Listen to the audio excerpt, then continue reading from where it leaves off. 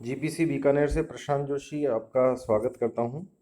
आज हम EL 304 subject microwave and optical fibre engineering में माइक्रोवेव का हमने अभी तक पहले पार्ट 1 देखा था यूट्यूब पर वीडियो। अब आज हम इसके नेक्स्ट इसी क्रम में अगले पार्ट में देखते हैं कि माइक्रोवेव के क्या क्या एडवांटेज हैं, हम माइक्रोवेव को क्यों यूज़ करते हैं। माइक्रोवेव का जो फर्स्ट बेनिफिट वो है कि ये ग्रेटर बैंडविड्थ कैपेबिलिटी अवेलेबल करवाता है। ग्रेटर बैंडविड्थ कैपेबिलिटी यानी इसकी अधिक बैंडविड्थ प्रोवाइड करता है। हम जानते हैं कि किसी भी कम्युनिकेशन में हमें जितनी ज़्यादा बैंडविड्थ मिलेगी वो हमारा लक्ष्य होता है। बैंडविड्थ बेसिकली क्या है कि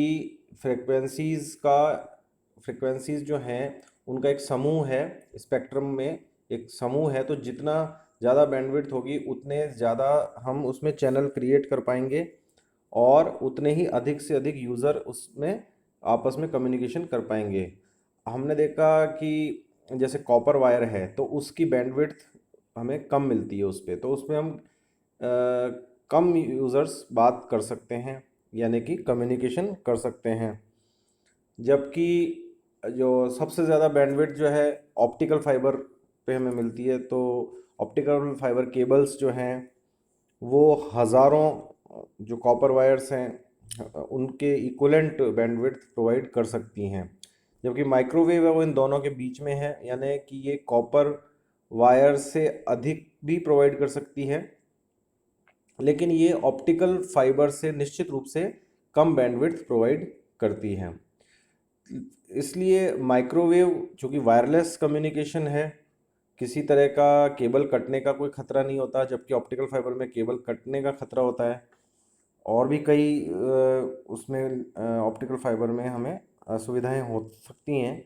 इसलिए उस लिहाज से हम कह सकते हैं कि ये एक माइक्रोवेव जो है एक बेटर विकल्प है। और इसका जो बैंडविड्थ वाइज एडवांटेज है, बैंडविड्थ को हम वैसे भी यूं भी डिफाइन करते हैं कि अगर हम एक्स अक्ष पे फ्रीक्वेंसी को प्लॉट करें और वाई अक्ष पर हम वोल्टेज गेन या गेन को प्लॉट करें डेसिबल में, तो जो कर्व हमें मिलता है, जो कि एक आपने सेकेंड ईयर में पढ़ा है, एक वेल नोन कर्व है, उस कर्व पे जो हाफ पावर पॉइंट्स होते हैं यानी कि जहाँ पर अधिकतम सेचुरेशन वोल्टेज का 1/√2 टाइम्स वोल्टेज रह जाता है, यानी कि 0.707 जहाँ पर वोल्टेज रह जाता है, जिसे हम लगभग 70% वोल्टेज कह सकते हैं मैक्सिमम का, उन दो बिंदुओं के कॉरेस्पॉन्डिंग अगर हम एक्स अक्ष यानी फ्रीक्वेंसी अक्ष पे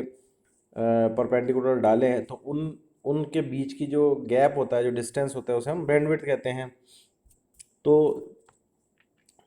कि तो जो पास बैंड जितना ज़्यादा होगा उतनी ज़्यादा, इसका मतलब उन फ्रिक्वेंसीज़ पे हमें गेन ज़्यादा मिलता है, वो फ्रिक्वेंसीज़ इजीली पास हो सकती हैं और उन पे हम कम्युनिकेशन कर सकते हैं। तो the high frequencies of microwaves provide a greater bandwidth.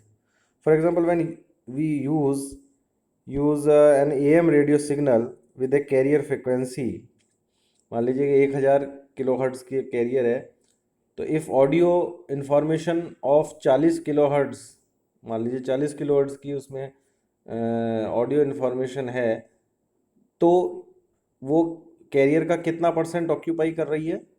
4%। क्यों? क्योंकि हम ये कह रहे हैं कि 40 किलोहर्ट्ज़ उसमें इंफॉर्मेशन है और वो कैरियर जो है वो 1000 किलोहर्ट्ज़ का है मान लीजिए, तो इसका मतलब वो उसका 4% ऑक्यूपाई कर रही है कैरियर का।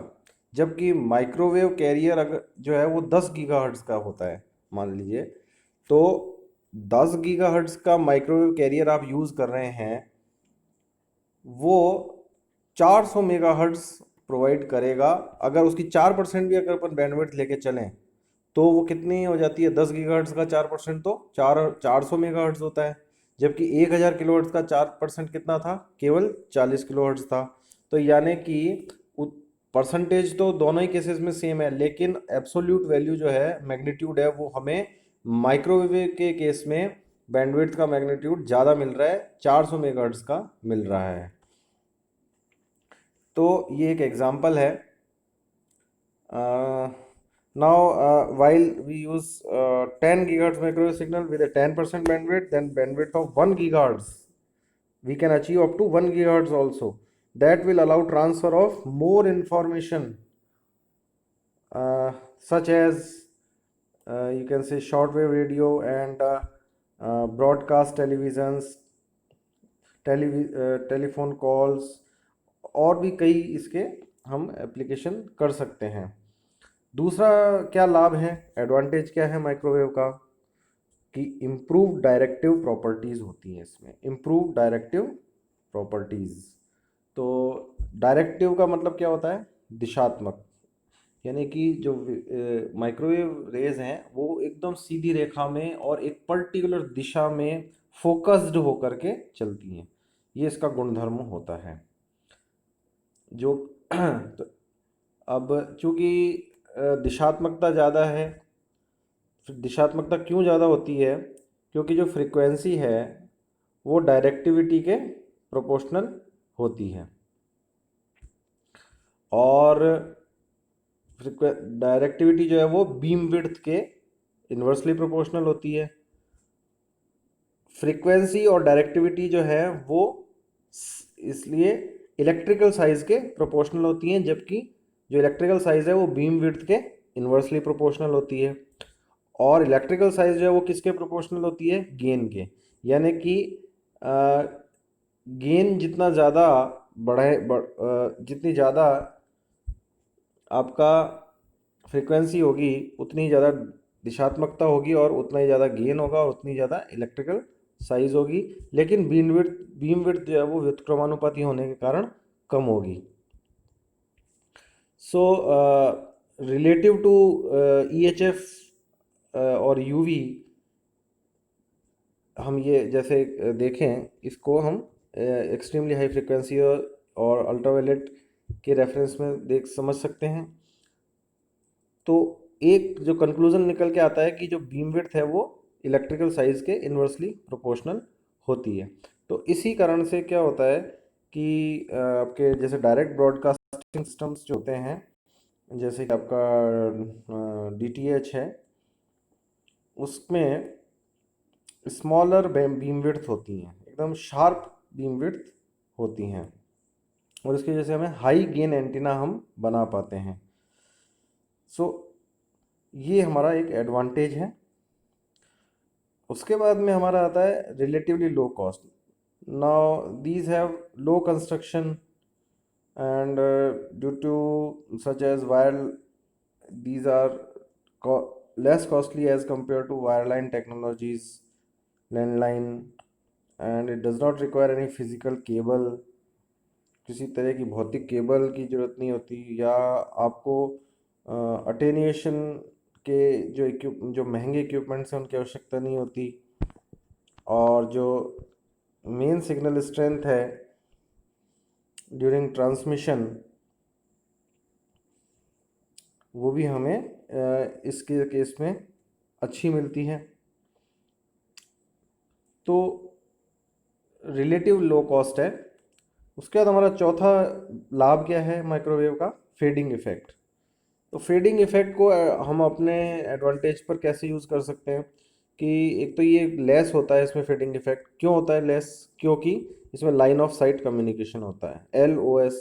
लाइन ऑफ साइट का मतलब होता है कि आप जैसे यूँ कह सकते हैं कि आप एक बिल्डिंग पर खड़े हैं और उस बिल्डिंग से आप कितना दूर तक सीधी रेखा में देख सकते हैं, यानी हॉरिजन आने से पहले जहाँ तक आपकी नज़र जाती है वो लाइन ऑफ साइट है।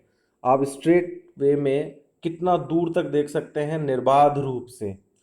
तो जिस प्रकार से आपकी दृष्टि जो है वो निर्बाध रूप से जितना दूर तक जा सकती है उससे हम कहेंगे लाइन ऑफ साइट।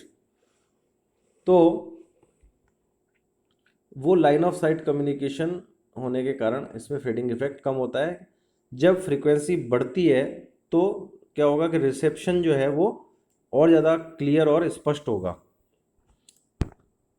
उस केस में ज़्यादा फ्रीक्वेंसी बढ़ेगी तो रिसेप्शन स्पष्ट होगा। इस जैसे कि सैटेलाइट कम्युनिकेशन है, उसमें जैसे जैसे फ्रीक्वेंसी बढ़ती है रिसेप्शन स्पष्ट होता है, लाइन ऑफ साइट होती है और फेडिंग कम होती है। टेरेस्ट्रियल लिंक्स हैं, जैसे कि दो मोबाइल टावर हैं, उनके बीच में जो लिंक होता है, टेरेस्ट्रियल का मतलब होता है कि जो भूमि पर जमीन पर जो लिंक्स स्थापित किए हुए हैं उन्हें हम टेरेस्ट्रियल लिंक्स कहते हैं। जीएसएम मोबाइल टावर इसके उदाहरण हैं। और जो फेडिंग इफेक्ट कम होने से ये कोहरे में, फॉग में भी अप्रभावित रहता है। फॉग में भी ये अप्रभावित रहता है।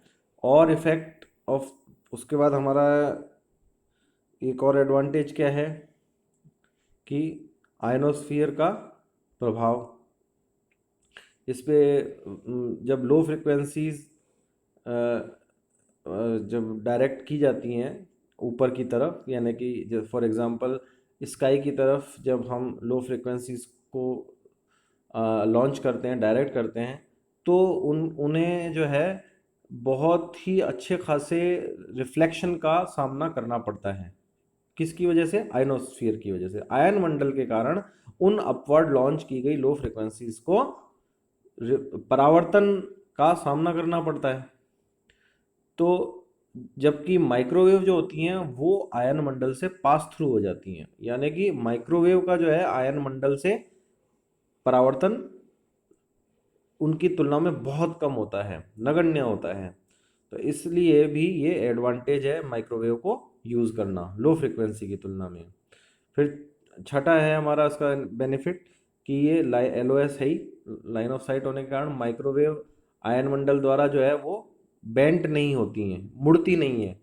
माइक्रोवेव जब आयन मंडल की तरफ मूव करती हैं तो वो मुड़ती नहीं है, आयन मंडल द्वारा परावर्तित नहीं होती।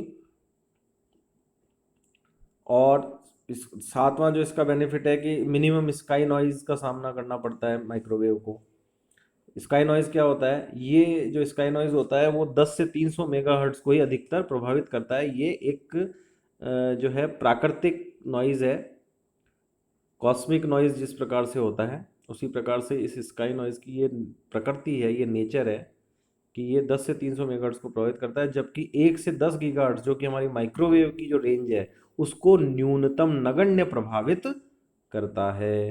यानी इसलिए 1 से 10 गीगाहर्ट्ज़ की जो हमारी माइक्रोवेव रेंज है वो स्काई नॉइज़ से तुलनात्मक रूप से सुरक्षित है। उसके बाद ये इलेक्ट्रोमैग्नेटिक नॉइज़ भी जो है वो इस माइक्रोवेव 1 से 10 गीगाहर्ट्ज़ को न्यूनतम प्रभावित करता है। एंटीना गेन है वो मैंने बताया डायरेक्टिविटी के प्रोपोर्शनल होता है। और बीम विड्थ जो ऑफ एंटीना जो है वो साइज़ के, इलेक्ट्रिकल साइज़ के इन्वर्सली प्रोपोर्शनल होती है। तो at high frequencies as microwave beam width,